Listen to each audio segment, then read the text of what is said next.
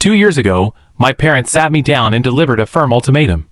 It was time for me to embrace independence and take full charge of my future, especially when it came to paying for college. I had just turned 18 and was eagerly preparing to embark on my college journey, already filling out applications and dreaming about the possibilities ahead. In that moment, they made it abundantly clear that I was expected to shoulder the financial burden of my own tuition, while they would offer only minimal, occasional support if I found myself in a truly desperate situation. In other words, they practically showed me the door as soon as I reached adulthood, even though our relationship had always been warm and supportive. And before I move on to the rest of my story, please remember to subscribe, like, and share this video to support my channel and help me continue sharing my experiences. I had managed to save a modest sum over the past couple of years by juggling various part-time jobs. So when I received my acceptance letter from the college I dreamed of attending, I felt somewhat prepared for the challenge. I resolved to work through college, using every available opportunity to earn enough money to cover my tuition and other necessary expenses. Yet, despite my careful planning, life quickly proved to be anything but simple. Each day after a long, exhausting session of classes, I would dive into more work, leaving me with very little energy or time for myself. I found myself living on an extremely tight budget, constantly caught in a relentless cycle of study and labor, which often left me wondering if true independence was worth the steep price. As I persevered through this difficult routine, doubts began to creep into my mind about the very notion of independence my parents had preached. I recalled how, on my 18th birthday, they had so proudly stressed the importance of learning the value of money and managing life on one's own. But then, things took a bewildering turn. My younger sister, who had just celebrated her 18th birthday a few months ago and was on the cusp of starting college herself, was suddenly told that every single expense for her education would be fully covered by our parents. This stark contrast between the treatment she received and the expectations placed on me left me feeling not only confused but deeply betrayed. I had always assumed that both of us would be treated in a similar fashion, yet here I was, left to struggle on my own, while my sister was being showered with financial support. Determined to understand this discrepancy, I reached out directly to my parents. I immediately asked them why they had chosen to finance every aspect of my sister's college tuition while insisting that I learn to fend for myself. A conversation that quickly escalated into one filled with anger and frustration. During the tense phone call, my parents tried to justify their actions by explaining that they had originally believed they couldn't possibly afford to pay for both of our educations. They claimed that, upon reevaluating their finances, they realized they could support my sister's college expenses without difficulty, and they assumed I wouldn't mind the extra challenge. Yet, even as they offered these excuses, I couldn't shake the feeling that their decision was premeditated. My mother, a meticulous accountant by trade, should have known well in advance whether the finances would allow for such support. After much evasive back and forth, they eventually admitted that the reason behind their decision was simple. They considered my sister to be the better student, a safer bet for a successful future, and therefore a more worthy investment of their resources. While a part of me understood that my sister might indeed excel academically, the realization that they had deemed me unworthy of such an investment stung deeply. I had always worked hard, even if I wasn't perfect, and to be reduced to a mere financial calculation felt incredibly unfair. It seemed as though they had manipulated me into believing that this harsh lesson in independence was for my own good, when in reality, it was nothing more than a convenient way to escape paying for my own college expenses. Feeling hurt and dejected by their revelation, I abruptly ended the call and immediately texted my sister, who has always been my confidant. In our conversation, she expressed her shock and dismay at our parents' double standard, even declaring that she would refuse to accept a single dollar from them if it meant reinforcing this inequity. I, however, convinced her that she should let them help with her tuition, given her exceptional academic record and the fact that such support would ultimately benefit her future. At the same time, I made it clear to her that I intended to cut off communication with our parents for a while. I no longer wanted to be burdened by their decisions or be forced to endure their manipulative tactics.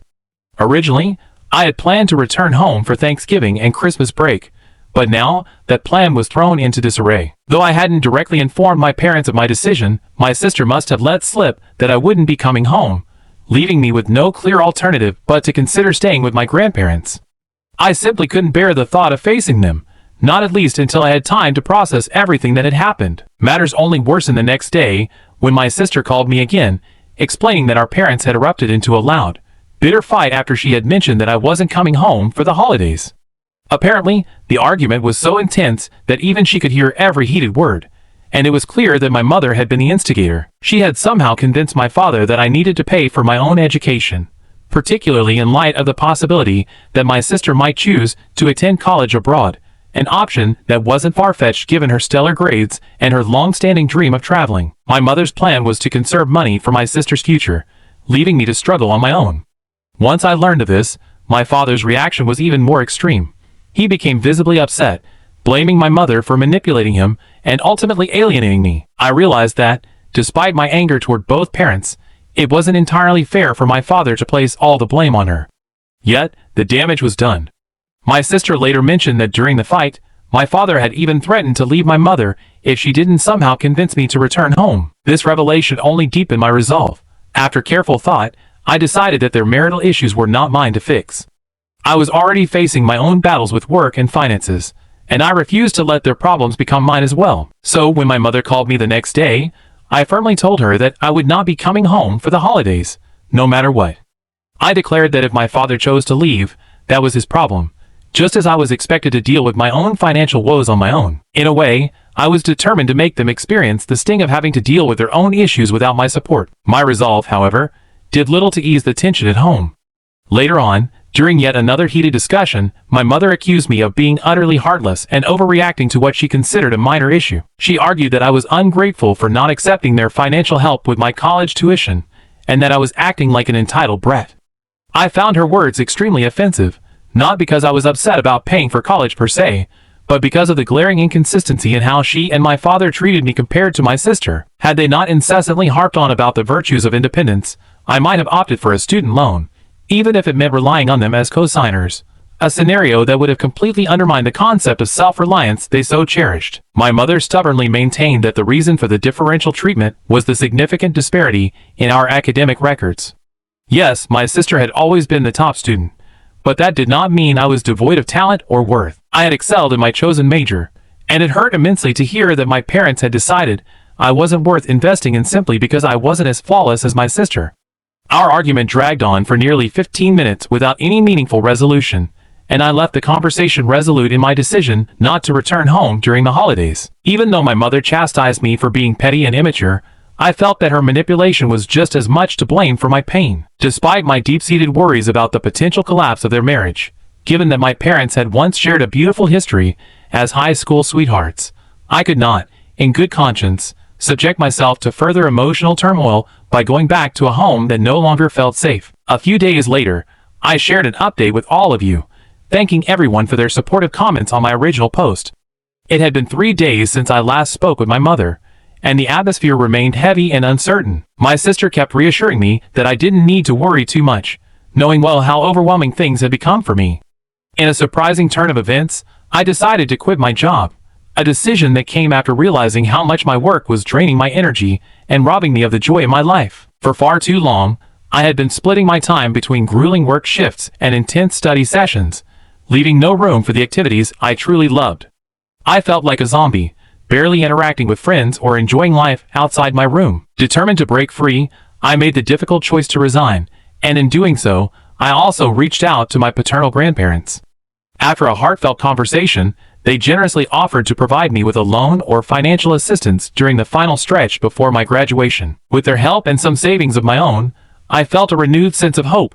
They even invited me to stay with them over the holidays, which was a welcome alternative, since I was no longer comfortable returning to my parents' home. Reflecting on everything, I couldn't help but regret my earlier decision to reject my grandfather's offer to pay for my tuition, a decision I made in the name of independence that ultimately left me paying a heavy personal price. Then, about a week after that update, another twist unfolded.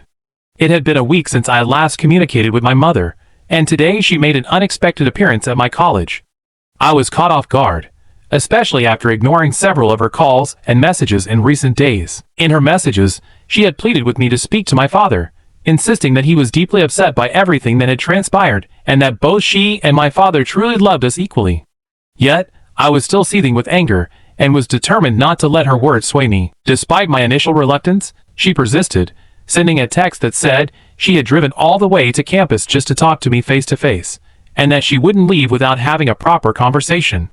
Though I tried to explain that I wasn't in the right headspace to talk, she wouldn't take no for an answer. Eventually, I agreed to meet her at a nearby Wendy's, a neutral, low-key spot chosen deliberately to avoid any embarrassing run-ins with college acquaintances.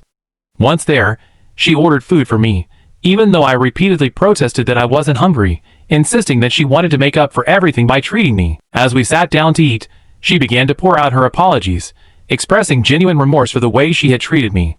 She admitted that she had tried to justify her actions both to me and to herself, but now recognized that nothing could excuse what she had done. She earnestly asked for my forgiveness and implored me to consider coming home for the holidays so that we could resolve our issues together. I explained that I had already made arrangements with my grandparents and that I could only commit to a few days, nothing more, since I needed space to heal. Although this response visibly disappointed her, she eventually stopped pressing the issue. During our conversation, she also mentioned that my sister had received offers from several excellent colleges yet had adamantly refused any financial help from our parents, a fact that pained me because I knew she was doing it partly to shield me from further hurt.